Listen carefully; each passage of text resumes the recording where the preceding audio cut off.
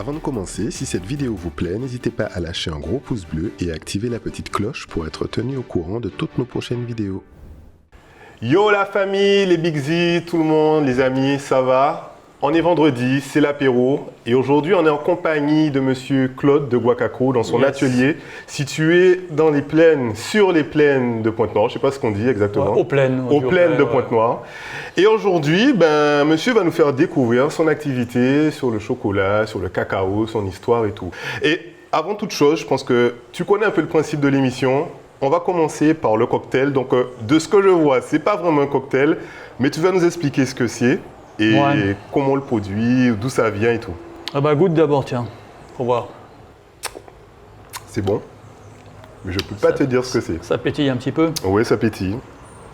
Mais en fait, ça c'est la pulpe blanche qui est autour des graines de cacao frais. Ok. Comment tu l'appelles ce truc? C'est le mucilage. D'accord, ok. Que j'extrais, donc je fais du jus avec, ou on le boit tout de suite. Ou alors, je le laisse fermenter. C'est un petit côté cidre, j'ai envie de te dire champomis, tu vois. Voilà, c'est ça, parce que c'est très sucré. Donc il fermente naturellement. Hein. Donc ça, rien rajouter. Ça, c'est le fruit du cacao. C'est la pulpe du fruit. La pulpe du fruit du cacao qui te permet de faire cette boisson-là. Mais pour le coup, c'est super bon, je ne connaissais pas. Mais sinon, quand tu ouvres une bouteille, il faut faire attention parce que des fois, ça pète comme du champagne. Hein. C'est vraiment hyper gazéifié. Hein. D'accord. Donc là, ça va. Mais il y a des moments où c'est vraiment hyper mousseux. Hein. Bon les gars, vous avez vu, on a notre champomis, notre cidre, notre champagne local à base de cacao. Donc, tout à fait. C'est quelque chose qui est bon à savoir. Donc, avant de commencer vraiment, moi j'ai une question à te poser. Vas-y. D'où viens-tu et qu'est-ce qui t'a amené en Guadeloupe? Avant de la Guadeloupe, j'étais en métropole. Sinon, moi je suis né en Afrique du Nord. Et puis, où précisément en Afrique? Je suis né à Blida, en Algérie. Ok. Et puis, je suis arrivé enfant en France au moment où il y a eu la guerre d'Algérie. Ok. Et puis, voilà, la vie a fait son chemin. Après, j'ai rencontré différentes personnes. Et puis, un ami d'enfance qui avait de la terre ici en Guadeloupe, à Pointe-Noire. Ok. Et puis après, on a trouvé de la terre ici. Et donc, moi, je me suis mis à planter beaucoup de cacaoyers. Et maintenant, je m'occupe principalement de faire vivre cette plantation par le biais des ateliers. Tu travailles tout seul? Je travaille principalement tout seul et puis de temps en temps, j'ai des gars qui viennent m'aider au moment des récoltes, quoi. Voilà. Parle-nous un petit peu de ton parcours. Avant, j'imagine que tu n'as pas fait du cacao toute ta vie. Non, le cacao, je l'ai découvert ici. Donc avant, moi, je faisais des petits boulots, rien de très sérieux. Et puis, c'est en arrivant en Guadeloupe que, il y a eu ce projet de camping, donc ça a pris du temps. Et puis, parallèlement à ça, il y a la découverte du cacao. Ça a été une révélation chez toi? Ouais, c'était une révélation, bien sûr, parce que déjà la première fois que j'ai vu un cacaoyer, ça m'a interpellé, quoi. La passion était venue comment? En travaillant le produit, en le découvrant? En travaillant et puis en observant, j'ai trouvé l'arbre très joli, très beau, et à partir de là, le côté artistique que j'ai, il est parti dans le délire. Et puis, T'avais déjà eu ce côté un peu dans le culinaire, parce qu'en fait, là, j'ai toujours aimé faire de la cuisine. Pour moi, j'ai toujours fait de la cuisine. Ok. Mais être chocolatier, c'est quand même un métier. Je suis pas chocolatier. Tu es quoi exactement? Comment tu définirais ton activité? Moi, mon activité, je suis plus maintenant, je dirais, agro-transformateur, quelque chose comme ça. On a vu, je crois que c'est lundi, ta plantation. Tu es parti d'où? Parce que quand on voit que c'est immense, il y a des cacaoyers partout, il y a d'autres plantes et tout. Tu es parti de quoi au départ? Parce que tu nous as dit que tu es arrivé, il y avait la terre et tout.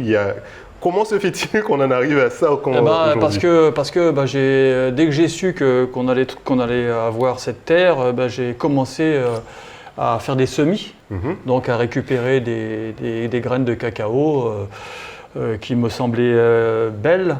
Et donc des belles cabosses, des belles graines dans les belles cabosses. Et puis j'ai commencé à faire mes semis. Donc j'ai monté une pépinière, une nurserie.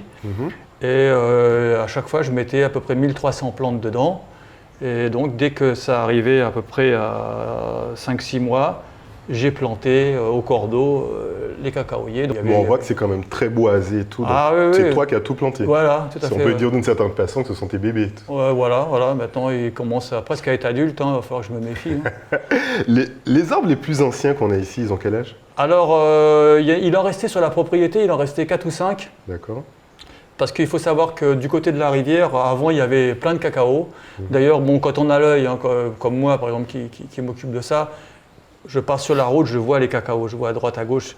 Quand tu vois des petits arbres comme ça, à droite, à gauche, ça t'indique qu'avant, ici, parce que cet arbre-là, il est abandonné, il est là, mais il survit.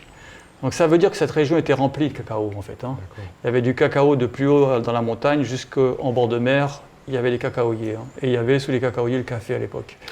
Donc un cacaoyer peut vivre des centaines d'années parce qu'il fait les rejets.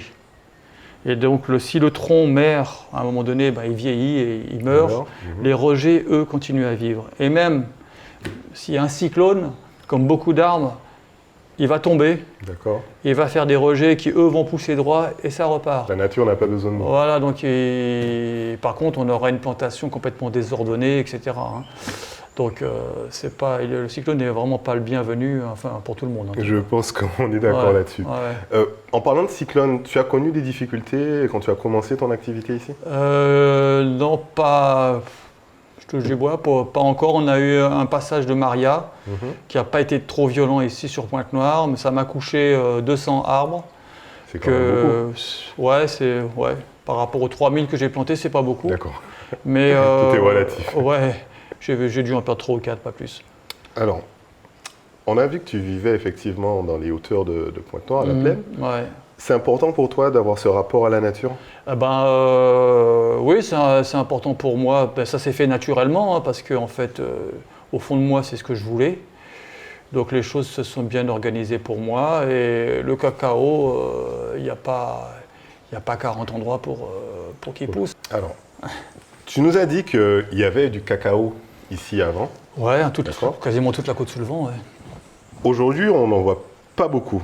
Alors, ouais.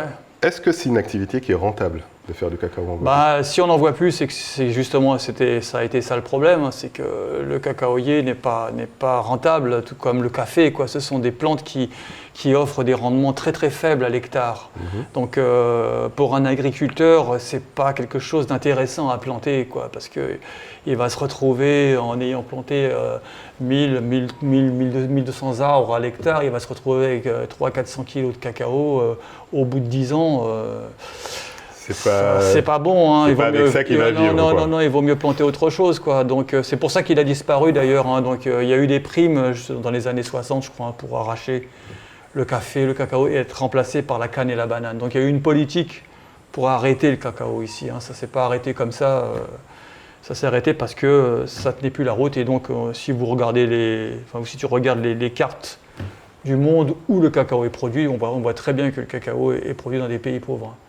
Donc ici, nous... Même aujourd'hui, ce n'est pas une activité qui serait rentable? Ah non, parce que le fossé, c'est creusé. C'est creusé, quoi. Donc tant que les pays pauvres, ils ne vont pas arriver à quelque chose d'être plus riche, on ne sera pas à égalité. Donc non, le cacao n'a pas d'avenir ici au niveau plantation, quoi. Même pour une consommation locale? Oui, une petite consommation locale, mais le planteur en lui-même, il faut qu'il ait autre chose à côté pour vivre, quoi.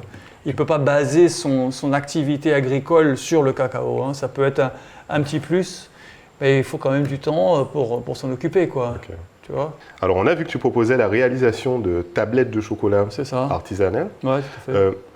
Quel accueil rencontrent ces ateliers auprès du public? Ah oui, c'est vraiment très très apprécié. Les gens ressortent hyper contents de ce qu'ils ont fait. Il y a des gens qui me disent qu'ils n'ont jamais fait d'atelier aussi bien dans leur vie, quoi. Donc ouais, parce que moi je suis passionné, donc je fais passer ce message, cette passion.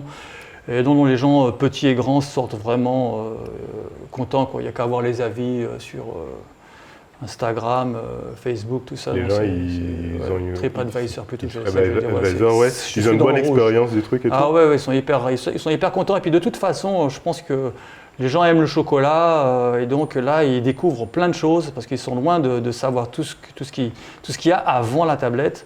Et là, c'est une découverte pour plein de monde et ça fait toujours plaisir dans la vie de découvrir des choses, d'apprendre. Et puis comme ça, ce que nous offre la nature, quoi, parce qu'on est dans un monde réel, naturel et c'est ça qui est super, quoi. Puis en plus, on visite la plantation, donc... Ouais. Ben, je t'avoue que je suis moi-même au crépuscule de ma jeunesse et que je découvre qu'on peut faire du jus avec du cacao, des boissons avec du cacao et qu'il y a un fruit, le mucilage, dont je pense que beaucoup de personnes ne le savent pas, mais qui n'a pas du tout le goût de chocolat, qui est très sucré et qui est super bon en fait. Bien sûr, ouais. Alors, on va revenir un petit peu sur la partie mindset du truc. Décris-nous un peu ta philosophie de vie. Comment toi tu vois la vie? Comment tu vois les choses? Je vois la vie, essayer de la vivre simplement, quoi, d'être content de ce que j'ai et puis voilà. J'avoue que quand on est ici, on n'a pas besoin de grand-chose.